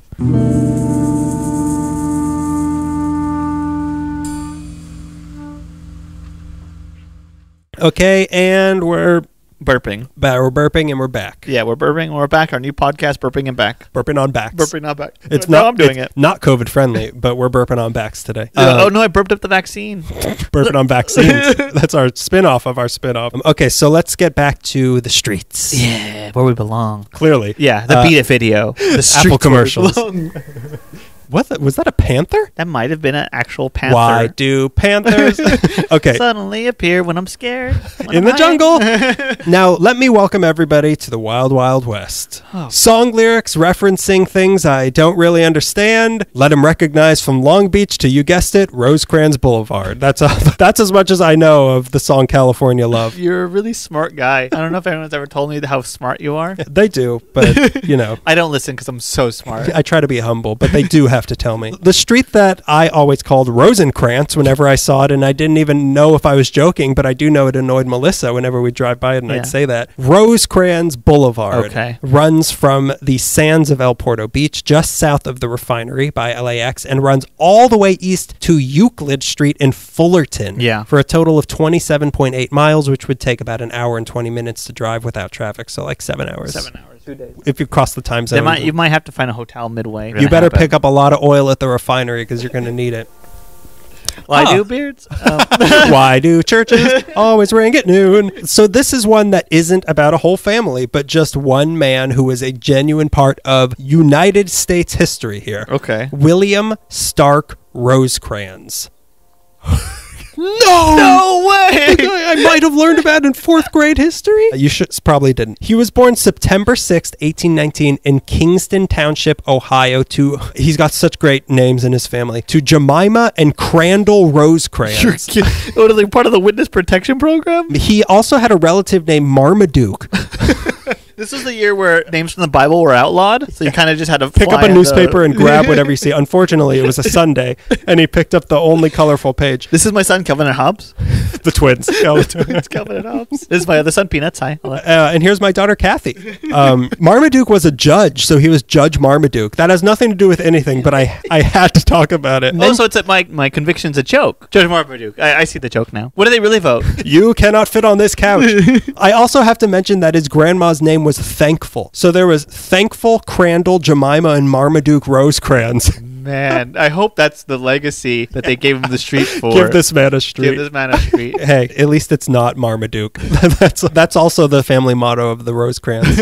At least it's not Marmaduke. So clearly this family has a thing with names, but his great-grandpa was Stephen Hopkins. Also, deceptively normal. Also almost like somebody else who's more famous. Maybe not more famous, actually. Stephen Hopkins was one of the signers of the Declaration of Independence. Wow, really? And co-author of the Articles of Confederation, which again, 4th grade history. I don't know. Yeah, we all learned about Stark. Yeah. What's his name? It was something that Sepulveda was a part of. He was also distantly related to Benedict Arnold. Oh, okay. Yeah, not a great. But as my old joke goes, how much longer till we forgive Benedict Arnold? I mean, come on. It's been like 300 years. He tried and failed. And on top of that, the family was originally named Rosecrans. So suck on that, Melissa. I'm not wrong. I feel like you're doing this segment just to be like, see? Yeah, we've been feuding about this for years. And finally, the man gets to have his say. So William, or Old Rosie, as he later became known, never really went to school, but he read a ton of books. And at age 13, he started working at a bookstore because they can't yell at you for browsing if you work at the bookstore. Yeah, No, I'm not reading them. I'm making sure nothing's in the pages. William, will you put down those Marmadukes, those hardbound Marmadukes? No. Nay. But he's a horse. His family also moved to Homer, Ohio as a kid. And I think that was a town that someone else we talked about recently was from, but I can't remember who. Bart. Oh yeah, Bart Simpson. Not that one. So now his family was poor, but young old Rosie had a dream. He wanted to go to West Point. Unfortunately, that was one of the most exclusive schools in the country that had like 3 schools at the time. Yeah. And he was nobody. He was just a poor kid. Sure his great grandpa signed the Declaration of Independence, but whose didn't? What's he done recently? What did you sign recently? Your own funeral check? A will leaving bad names to your whole family? I'll leave you all my money if. However, he spoke with a congressman named Alex Harper, who was able to appoint one person to attend West Point, as that was one of his perks of his job. Yeah. And old Rosie impressed him so much that this guy gave his appointment to him instead of his own son. Whoa. Who he had been saving it for. Don't want to wash the dishes? Fine. See this what happens. Kid does. So old Rosie got his dream and went to West Point from 1838 to 42, graduating 5th in his class of 56 people, which was every teenage boy in the country was at this school. He developed an interest in engineering there, so after he graduated, he joined the Army Corps of Engineers, and after a year, he became an assistant professor of engineering and also natural and experimental philosophy at West Point, so he was teaching there. But on April 1st, 1854, he decided he wanted to be spending more time with his family, so he resigned from the Army and moved to Cincinnati to become an architect and a civil engineer. Sin City? Yeah, he went straight to Vegas. I can't be a professor anymore, and he ripped off his shirt, and he had all these lower back tattoos, and he went straight to Las Vegas. His reading glasses became like the curvy ones that you buy from a gas station when you have a truck. Tattooed across his chest was his grandpa's signature on the Declaration of Independence. He got involved in coal mining and kerosene refining, becoming president of the Coal River Navigation Company in Virginia, and he even founded the Preston Coal Oil Company in 1857, but he was also an inventor. Heard of coal? He made it. He actually wrote Marmaduke based on his uncle. He invented an odorless oil, a round lamp wick, a lamp chimney, a cheaper way of making soap, and a new type of ambulance, which would have come in handy when one of his new lamps exploded on him and burned him so badly he was bedridden for 18 months. Oh my God, that's awful. And the end of his bed rest, though, coincided with a line I've never gotten to say before on this show, and then the Civil War hit, which is, again, another inside joke I had to explain to a guy who used to work on NPR. He pulled himself out of his bed and slapped on a new coat of skin and rejoined the army, Civil War style. He was a believer. This is a different origin story of Doctor Doom. Did well, he he lose his burns skin or himself, something? depending on the storyline. How trying many to put his superhero or supervillains, I guess mostly, started out with skin conditions? probably a lot of them. Yeah, and then there's Deadpool. Not a villain, but how many? great. And how many unspoken Avengers have eczema that we don't talk about? Let's talk about them here on our new podcast, Marvel Hero Eczema. Scratchback. He was a believer in the United States and was anti-slavery. So Good. thankfully for this story, he joined the Union Great. on June 7th, 1861. He was made colonel of the 23rd Regiment Ohio Volunteer Infantry, whatever that means, and was soon made brigadier general, whatever that means, and then commander of the Department of Ohio, which does mean that he was training soldiers in Ohio for an expected invasion from Confederate forces.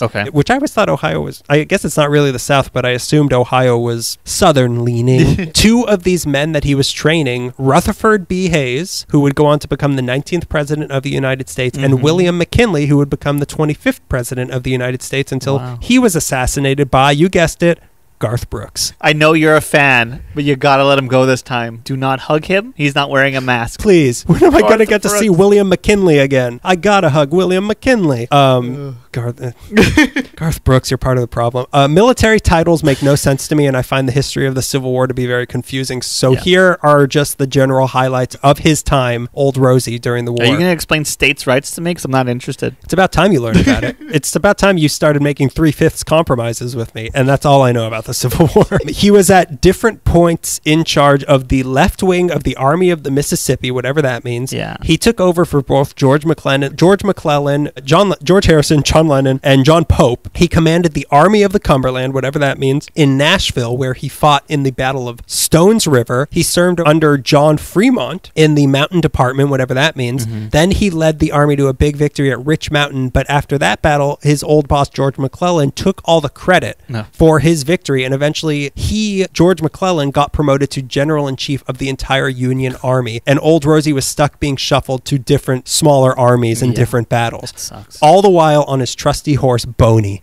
Not the horse you want to be on. Doesn't feel good to ride him for like 8 hours. And as part of George McClellan's promotion, we're taking your host, Mr. Brawny, and we're giving you old Boney. But then he screwed up at the Battle of Iuka, where he won, but he let the enemy escape, which led to Ulysses S. Grant becoming pissed off at Rosecrans, which you do not want, and the two remained pissed off at each other for the rest of both of their lives. My God. Then came another big victory at Corinth, for which Old Rosie became a major general, whatever that means, and became the 5th highest ranking general in the Civil War, was Rosecrans. But even so, Grant was pissed off at him because he didn't pursue the Confederates after defeating them. You let people live? You didn't make this war even more bloody.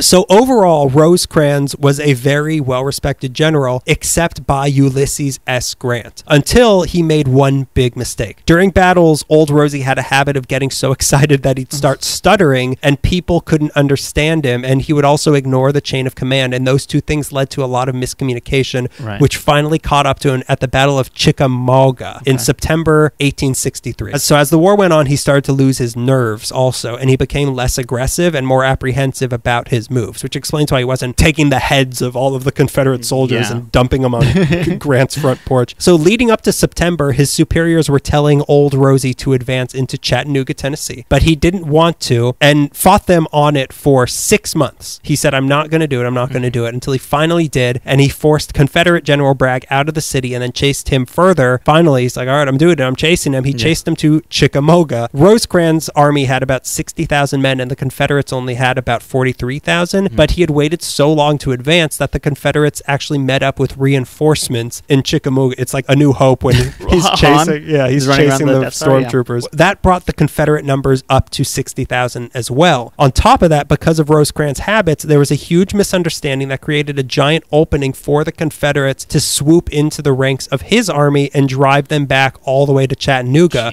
The Confederates lost over 18,000 men, and Rosie's armies lost over 16,000 men, but they also lost the battle, and it would have been worse had they not been saved by another army who came in at the last minute to help them. This was the second most losses of any battle in the Civil War behind Gettysburg, was Rosie's folly at Chickamauga. This This was seen as unforgivable by Ulysses S. Grant, who came down to Chattanooga personally to relieve old Rosie of his duty, for which he never forgave him for that. Rosie was demoted to commander of the Department of the Missouri, whatever that means, and resigned from service on March 28, 1867 as a brevet major general, whatever that means, and he actually considered suing Grant for ruining his career after the war. But his life was almost very different just a few years before he resigned. Back in 1864, his fellow Democrats were considering him to run against Abraham Lincoln in the presidential election, but he declined to do so because he felt Lincoln was the best person for the job, so he didn't want to do it. Yeah. This was the first of many instances like this that gave him the new nickname, the Great Decliner,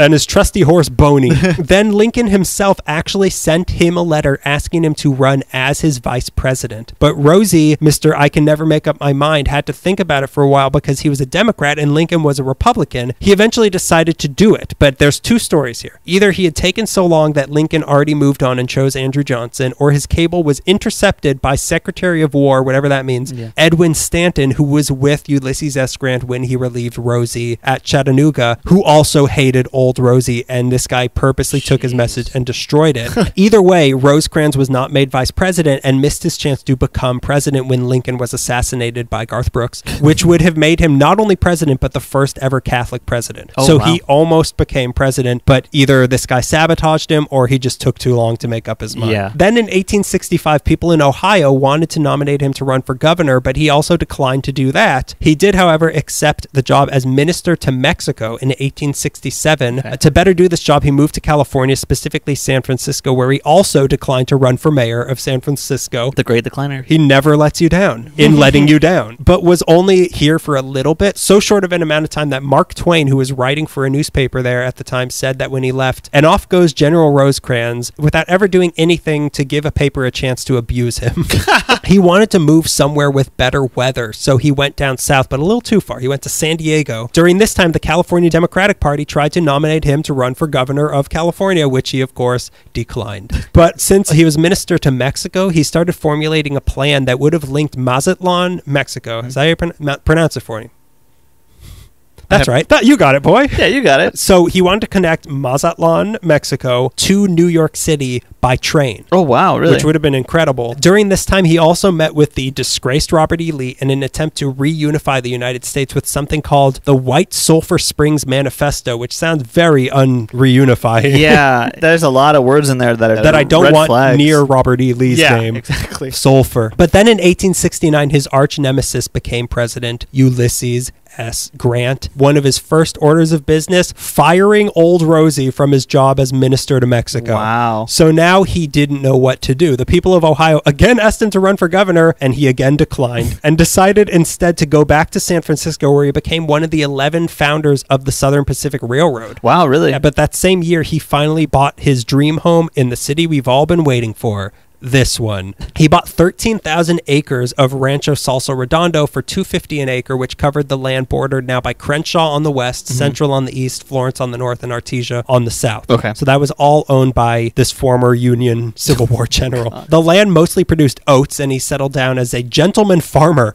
That sounds erotic for some reason, and I don't know. Yeah, he only grew roses and silk robes and like big puffy ties that you would. He was living in a house at what is now Vermont and Rosecrans and Gardena, right by Larry Flint's Lucky Lady Casino, which I'm sure almost first Catholic president would have been thrilled about. The house he lived in was originally built by a squatter named Mr. Cleghorn, which is another cartoon character. It certainly is. I'm trying to link him and Mark Twain, but there's nothing there. Other than I think that's what Mark Twain sounds like. His house was built, it was some sort of scheme by the railroad companies to keep Rosecrans from owning the land, but it didn't work, so he did own the land. So here in our very own LA, the Civil War hero settled down for a while, becoming friends with Collis P. Huntington, and in 1875 became president of the Safety Powder Company. Hell yeah. But he didn't decline? If it just makes him profit, he'll do it for but civil service? No thanks. But in 1881, his civic duty did call him back when he finally, opposite of declined something, and became one of the representatives from California in the U.S. House of Representatives. Cool. Then in 1884, Grover Cleveland asked him to run as his vice president, and once again,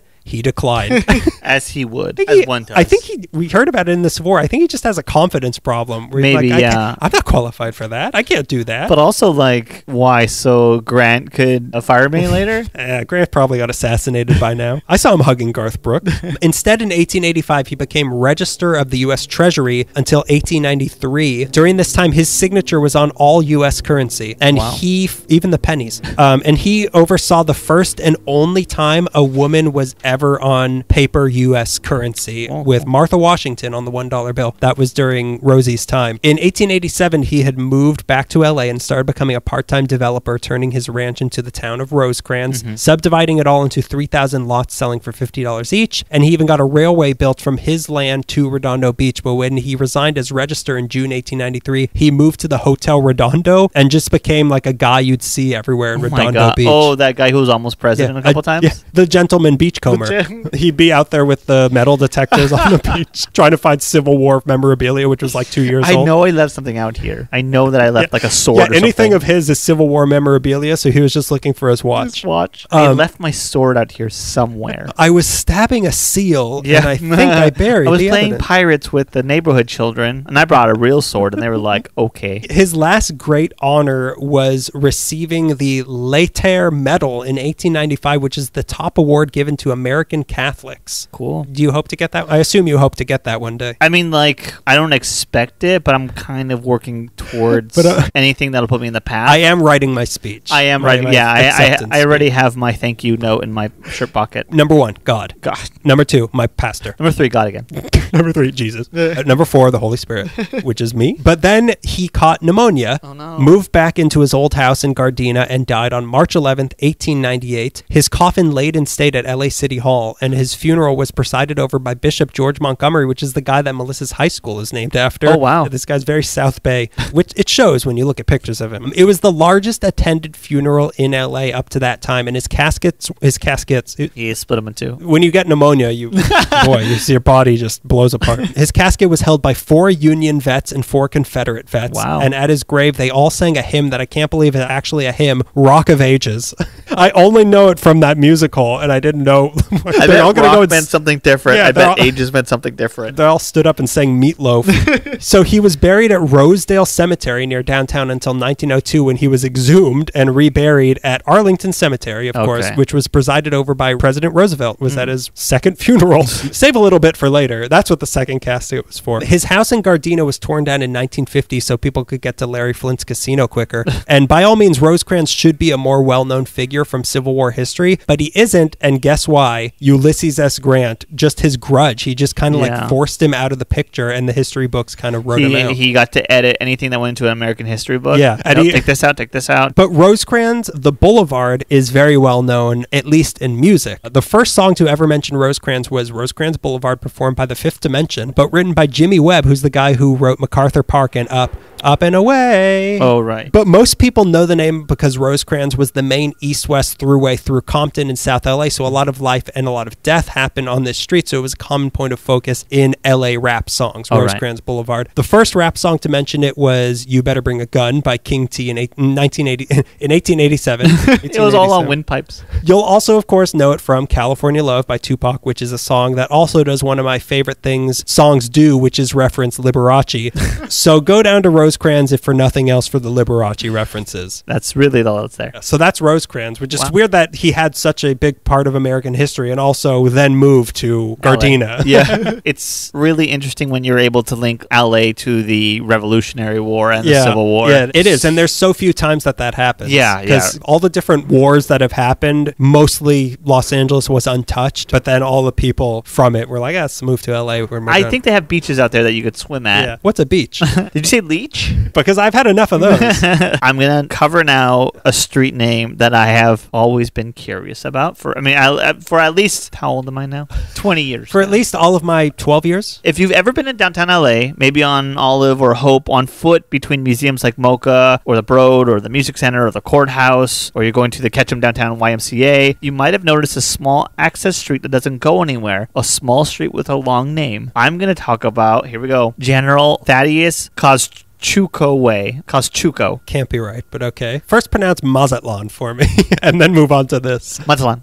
That's what I do when there's a Mazon. It's referred to as GTKW. Are we playing a Grand Theft Auto game? GTKW is only 2 blocks existing between Olive and Hope Street, going underneath Grand and giving you all kinds of industrial noir looks. I thought that the scene from Mystery Men was filmed there, but it might not be. The scene where they're listening to Smash Mouth? Yeah, you got it. And Dana Gould's there, and I'm like, who's this guy? And then years later, I'm his biggest fan. We're talking about the lead singer of We're talking Smash about Mouth? we're talking about lead singer. What is that? I feel like I knew that guy's name. I would text you right now. I would like, just what's his assume name? him Guy Fieri. GTKW is an access road mostly used by the city. It was formerly named Second Place, and it was atop Bunker Hill. Second Place was a nothing street. What an awful name, Second Place. Second Place was that's just your nickname. Second Place was If I were a street, if a street were going to be named after me, it would be Second Place and then a little sign under it, Daniel Zaffron Memorial Way. He died in Second Place. He died the way he lived on Second Place. He died furiously fighting to be second place at something. Second Place was a nothing street made as Bunker Hill was being redeveloped from a working class residential neighborhood to a skyscraper city, which happened in 1970, 1971. I also read a couple times that the street was just nameless, but I don't know if it was nameless or if Second Place besides Second Street makes it nothing. It was a street that nobody thought of giving a name. Our story starts in 1976 with Mary Jadula, a self-described quote unquote little lady from Burbank. Well, not really. Our story really starts in 1746 in Poland, with Thaddeus Kozchuko was born into a wealthy estate where it's said that 31 peasant families worked for his father. At an early age, he was introduced to the democratic ideals of John Locke and the ancient Greeks. He learned classical painting and sculpting in Paris and was educated on civil engineering and the strategies from Europe's authority on forts and sieges. In June of whatever that means. I, like you, was like, yeah, I don't know. I'm not going to look up what a brigadier does. I don't want to look up what Bridget Bardot means in the military. They gave me a award in the Army, and I'm Bridget Bardot. What does this mean? The other two I did research on. I was scrounging for any bit of information I could get. This one, when it comes to the street name, it's pretty obvious, and there were some articles, but the man, like yours, is like an unknown hero of the country. And I'm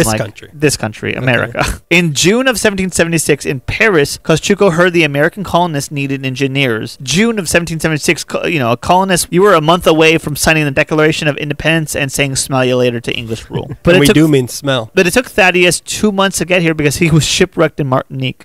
Oh, boo-hoo. Oh, poor thing. I've been shipwrecked in Sherman Oaks for the past year. Kosciuszko is an essential figure in the Revolutionary War, even with broken English. He mostly spoke French to people until he could piece together English. He was very useful to the colonial army. He helped Benjamin Franklin design and build forts on the Delaware River to defend Philadelphia from the British Navy. Designs he created were helping defend the American army from the British, from forts to something called a floating log bridge. His greatest contribution was helping fortify and defend the Hudson River, which the Battle of Saratoga was a turning point for colonists during the war. A lot of people thank Kosciuszko for that. Well, you know what's interesting? This is crazy that I can even rattle these facts off. I think they used, as part of defending the Hudson River, they put like giant chain links across, which sounds insane. But I think they have supposedly some of those chain links in one of the forest lawns. Oh, really? I think I remember that. And I guess this guy was part of that. He should have just like dirty notes written on there, like scratched in there. Thaddeus Hart, Marquis de Lafayette, and Benjamin Franklin, sure. He was friends with the founding fathers. It's said that his intelligence was equal to George Washington. He was not the smartest American ever never lived. Lies. He was idealistic and smart. He believed in democracy, and he also wanted to end slavery and was trying to convince Thomas Jefferson to do that. It said that Kosciuszko was willing to pay Jefferson's debt. He was deep in debt if Jefferson would free his slaves. That was like in his will, that all this money would be granted if you could release your slaves, and he never did. During the war, he got to know black soldiers, in particular a freed black man named Agrippa Hull, who fought for the Continental Army and signed up when he was 18 to work for Kosciuszko. And Hull and Kosciuszko both had witnessed on many occasions that slaves were pledging their lives to the British Army for freedom, which the Brits promised them. Slavery was the crux of the war. This wasn't even the Civil War, this is a Revolutionary War. Yeah. And they were seeing that how important this was to the slaves, and freeing the slaves would take power away from the British Army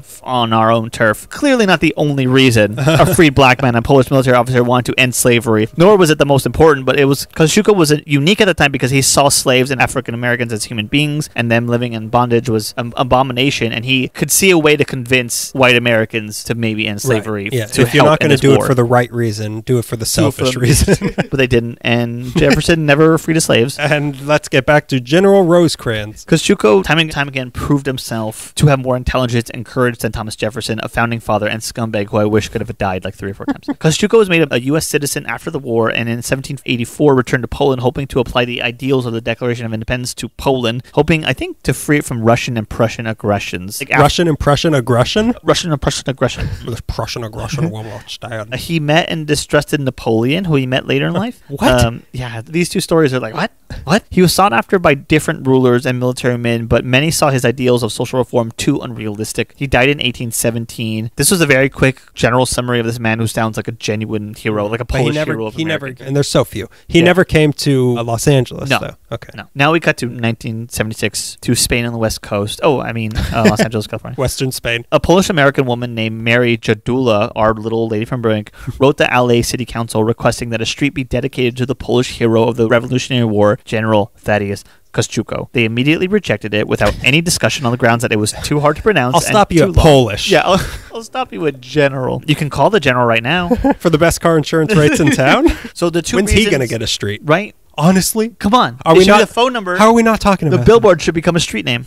And while we're at it, give Sweet James a street as well. Give Ariana's Insurance a street. Want to bet a butt road?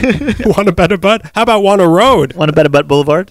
So the LA City Council said no to this idea pretty much without discussion, but they right away were like, it's too long and it's too hard to pronounce. Mm-hmm. Not an unfair complaint. It would take up a lot of space on a street sign, according to the city engineer Art Dennis. LA only has 4 street names that have 3 lines of lettering. San Fernando Mission Boulevard. It's pretty long. Commodore Sloat Drive. My favorite, maybe yours as well, Edward Everett Horn Lane, who we covered before, both actor and street. He was the narrator of Fractured Fairy Tales, which of course we would see Rocky Bullwinkle. That was one of the streets I considered doing, actually. Really? Yeah. There's even weirder stuff connected with that story. There's like an egg commune, like a commune of people who raise chickens or something. Okay, anyway. we'll have to cover that. I forget why we talked about his house being demolished. Yeah, I don't remember why either. Maybe when we talked about freeways? We might have been talking about cartoons. That's when he got brought up, but I feel like in another episode we brought up why he was down or something. They paved Fractured Fairy Tales and put up a freeway. Almost as catchy. So they rejected Mary Jadula's proposal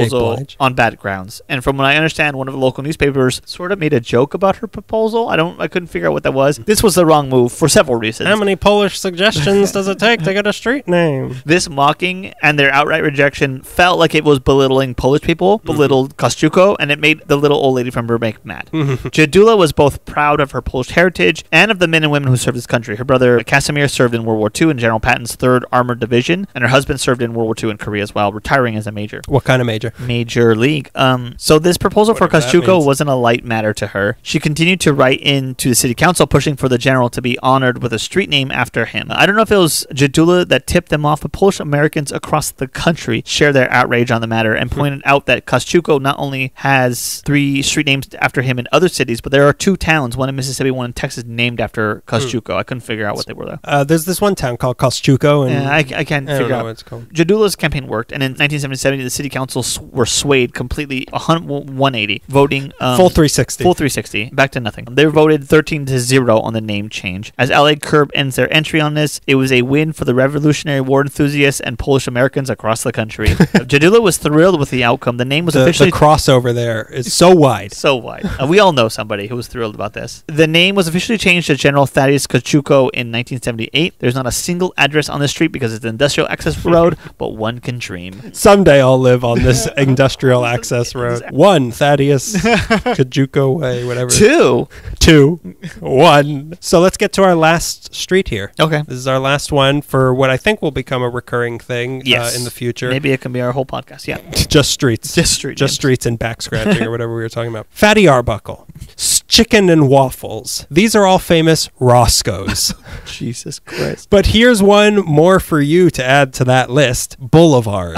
Roscoe Boulevard. Please tell me I'm more. really excited to tell you because this is the craziest thing. This is again one of those things of like, I'll do this one too. And I had no idea what I was in for. This street runs from Lancashire in Sun Valley all the way to Valley Circle in Chatsworth, clear across the valley about 15 miles. Without traffic, that's about 35 to 40 minutes. So with traffic, like 2 weeks maybe. 2 weeks, yeah. So let's get straight to the meat of it. A Roscoe is a slang word for a gun used in a robbery. That's what a Roscoe is. You're kidding. No, it's not commonly used anymore, but that's what the slang word for Roscoe is. Is Roscoe used in The Thin Man? Probably. Now that I know what it is, I feel like I've heard it in like James Cagney movies and stuff, because I think it can refer to any gun, but specifically a gun used in a robbery is a Roscoe gun. Okay. But why would that be the name of a street? There's some holes in this story, but the reason it's called that seems to have been based on one incident. Okay. But again, we've got to take it back to the beginning. Fade in on a sleepy offshoot of a sleepy Pueblo town that would eventually be known as Sun Valley, in the valley. In 1874, the area was owned by State Senator Charles Maclay, but in 1876, the Southern Pacific Railroad, which Old Rosie had founded, and then the Roberts family moved in to set up a general store near the train stop that was there. It's not a stop anymore, but the train still runs through there at San Fernando Boulevard and Sunland Boulevard, which is now a Metrolink track just off the 5 near the Sun Valley Library, and Daniel's Tacos, where we got champurrado that one time. Oh, that's right. That was good. It was really good. Yeah. Probably the best champurrado I've ever had out of 3 times I've ever had champurrado. So let's just talk about champurrado now. Wait, can we please? Throw these notes away. At that time, the area was generally referred to as Roberts because that's where the Roberts were. But meanwhile, in Monte Vista, which is now called Sunland, there was a rancher named, I kid you not, Farmer Johnson.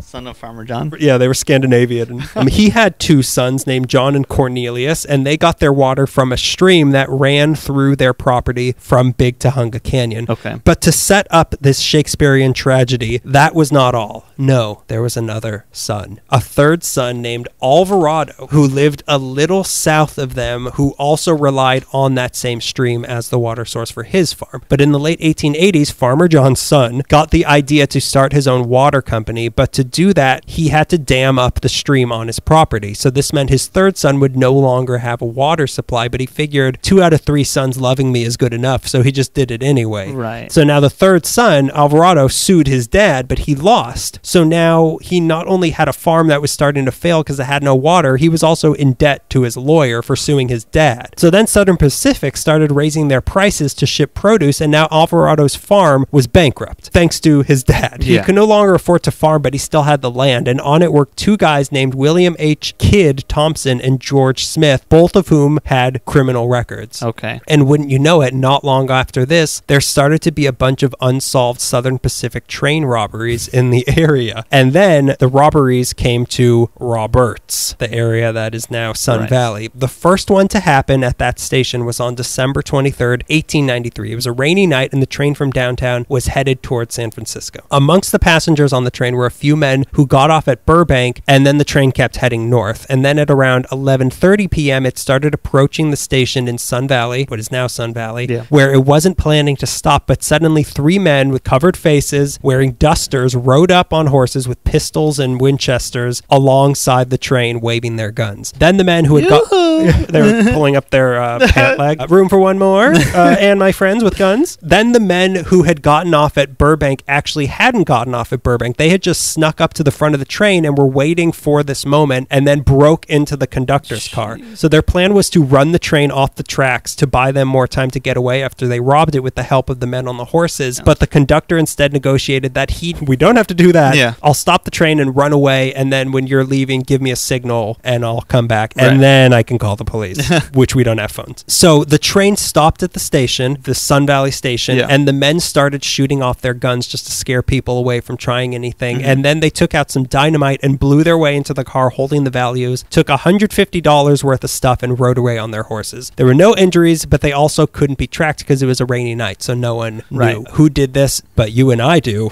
pretty clearly. If you know the facts, it's pretty clear who did this. The lawyer did it. It was Rosecrans. But then just a couple months later, the culprits here that you and I know were Alvarado and his gang, but those stupid people from history had no idea, decided they needed to pull the same heist again in the same place. So Alvarado and his men were going to try the same thing. But this time, things did not go according to plan. Why would they? They got practice in the first time. It can only go better. Everything you wanted to do last time, like say stick them up, you can do that this time. You forgot last time, you could do it this time. At around 11 p.m. on February 15th, 1894, the train was once again approaching the station in Sun Valley when the conductor, David Thomas, saw someone at the station holding a torch, pointing a gun at him. The conductor decided, I'm not doing this, so he didn't stop. Nuts to this. See you in St. Louis. See you in the funny paper.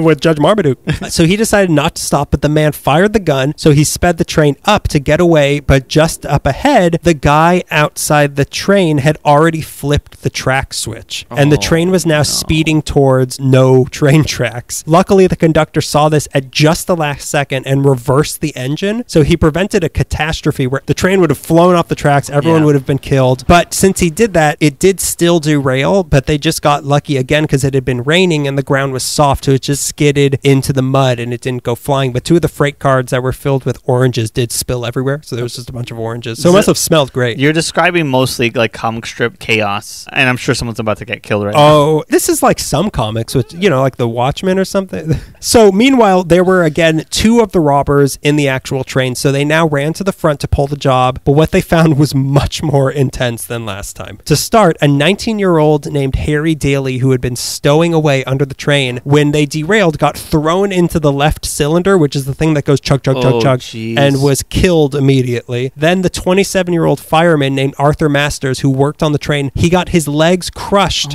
against the hot boiler plate of the train and was now pinned between the two cars, screaming in agony. God. So now the three robbers were shooting off their guns over the sound of this guy screaming in pain. Then they blew open the safe with dynamite, which this time was filled with stuff from the Wells Fargo Express Company. So they got several $1,000s in cash and 7 sacks of gold and silver coins that weighed about 75 pounds each. They loaded all this into a wagon that they made look like it was a milk delivery truck, and they got the hell out of there. When they did, the rest of the train came up to help Masters, who is the guy pinned. He was in so much pain, he was begging people to shoot him in the head to put him out of his misery, which nobody would. So he said, just give me the gun and I'll do it myself. But they didn't, and they did what I think you're not supposed to do, and they tried to get him free. And 10 minutes before they finally did get him free, he had died because why wouldn't he die? So 2 people were killed horribly in this robbery, and the haul was so big that they set a detective on this to solve it, and his name was Will Smith. Railroad detective. Oh, God. Was all of this fake and you're leading into the Wild West? I'm pitching a reboot of the Wild Wild West. Even better, he first assumed it was done by a bandit that had been going around named Chris Evans. Captain America himself has finally broken bad. Your precious hero is finally turning against the country you love. But then some actual clues started coming clear. A passenger on the train described a man who had been sitting on the train that fit the description of Kid Thompson, who was working with Alvarado. Then some of the gold coins that had been stolen turned up at a bordello that had been used by a guy who fit the description of Smith, who was the other guy working with Alvarado. The police put out a $1,000 reward for the identity of these 2 men, and when Alvarado's brother John saw this, he immediately tipped off the police. He ratted out his own brother because he recognized the men, and he had also seen a wagon coming onto Alvarado's ranch early in that morning after the robbery. And then sure enough, the police found wagon tracks matching that of Alvarado's wagon near the scene of the crime that led to Alvarado's ranch. Oh my God. But before they could get there, Smith disappeared. Thompson fled to Arizona, so the only one left was Alvarado. So he was arrested, but shortly after released because there was just a lack of evidence. 8 months later, Thompson was caught laundering his money in Arizona and was turned into the police, and Smith finally turned up as well and agreed to testify against Alvarado, who then confessed and then himself testified against Thompson as being the one who threw the train switch, who then turned right back around and accused Alvarado of being the one who threw the train switch. Smith seemed to be let go, but in May 1895, Thompson was sentenced to hang for this, but ended up just all he got was a life sentence in Folsom Prison. Half hanging, an emotional hanging. Then on November 17th, 1895, Alvarado was sentenced to life in San Quentin for this robbery. While he was there, he escaped once and was recaptured, and his wife divorced him. He was paroled in 1907 and moved to Washington, but in 1920, he came back to LA with his new family and reconciled with his brothers. A sweet ending to the story until September 6th of that year. He was driving with his brother John, and they got hit by a streetcar, and Alvarado was thrown clean out of the car, fractured his skull, and died 3 days later. Saddest character. This guy would live on Second Place Street. Second Place, yeah. Anywho, the street of Roscoe used to be just a plowed ditch that bisected the valley to delineate the line between Lancashire Ranch on the south and both McClay and Porter ranches on the north. But it was called Roscoe because that part of town around the station where this all happened changed its name to Roscoe until 1948, when the people of the area didn't want their town associated with such a horrific event, and they voted on the new name, Sun Valley. Peaceful town. No Gun Valley. Yeah, no weird activity here. No history in the train train tracks. But there's still controversy about the name because in the articles I was reading, they still refer to that station as Roscoe Station, even when the robbery had just happened. Yeah. So either they changed the name really quickly or it already had that name from another incident with a robbery. Yeah. Or some people think that it was the name of a robber from before or someone who worked on the train, or maybe it was just the name of a land developer. But this robbery did happen here, and even if that might not be why the area was called Roscoe, it's the story people associated with the name Roscoe, and was painful enough to them to put it to a vote to change the name from Roscoe. So it's easy to just brush off street names because we've seen them a million times, but names do mean something, and stick them up because I brought my Roscoe with me today. I thought your pants looked big. You don't usually wear a duster. Well, I'm trying out a new look. Your forearm doesn't seem that rigid and like you have something strapped in there. That's wild. It's Wild West. It was pretty exciting because I've been playing Red Dead Redemption 2, so I'm like, I could reenact this right now if I wanted to. But yeah, I thought that was really interesting and crazy that Roscoe, of all things, is named after this horrific robbery gone wrong. Of course. Well, it went right for part of the time. He got to go to a bordello. Valley, so why wouldn't it be named after something violent? But yeah, those are a few streets, and every single street has a crazy story, unless it's, again, Magnolia or First Street. Second place. I think we should, like the cult episode and the junk drawer episode, I think this is a refillable desk piece, I think. Refillable desk piece that I could submit to my late night class. Yeah. You're right. And here's something you can submit to your late night class, meaning iTunes, a review of this podcast on iTunes. Just say some nice words, or like we're fun and informative, but never funny and smart. Entertaining. If you have an iPhone, just open up your Apple Podcast app, leave some stars. YouTube, watch our videos there. Twitter at LA Meekly. We're Facebook. On Spotify. You can listen to this if it's easier. Patreon, like we talked about in the ad before. Right. If you have a listener question or recommendation, send us an email at la.meekly@gmail.com. Or if you have more hate mail, we love getting that. We'll take them. Oh, well, hey, I'll frame anything. Yeah, what do you think? What do you think of this? What do you think of what just happened? This was a lot of fun. Even coming up a little bit short on some research, I still learned something, which is... We now know that it's not Chevy Chase the actor. Yeah, we now know James Wood the actor, yeah. Or Theodore... General Thaddeus Kosciuszko. If I learned anything from this episode, is that how to pronounce that street name. It's interesting now that whenever I cross Roscoe, I'm thinking, oh yeah, that guy got pinned against the train. And begging to be killed and nobody would. And then they just killed him because they were trying to pull him off of a train. Yeah, and then, this Union General. Whenever I go to Larry Flint's casino, now I think about that. They knocked his house down for this. But yeah, we hope you enjoyed it. Have a nice March. We'll see you for our quarantine anniversary episode. Oh boy, can't wait. It could be about anything. Will we get kicked out of this parking lot for good and be back in the park? Yeah, we'll have to be back in the park for the anniversary. Yeah, to honor the anniversary. To honor. Have a good March. We'll see you in April. I've got to pee a lot right now, so I'm going to end this. I'm peeing. Oh, golly. Oh, dear me. Oh, jeez. My stream. So that's been yet another episode of LA Meekly, named after Chevy Chase. The street? Since 2013. The actor. I guess you'll tell me James Woods is vice president. Hey, Chevy Chase Drive, you know that new actor you're looking for? You know that new British battlefield you're looking for? Well, hear this. Okay, bye. Bye.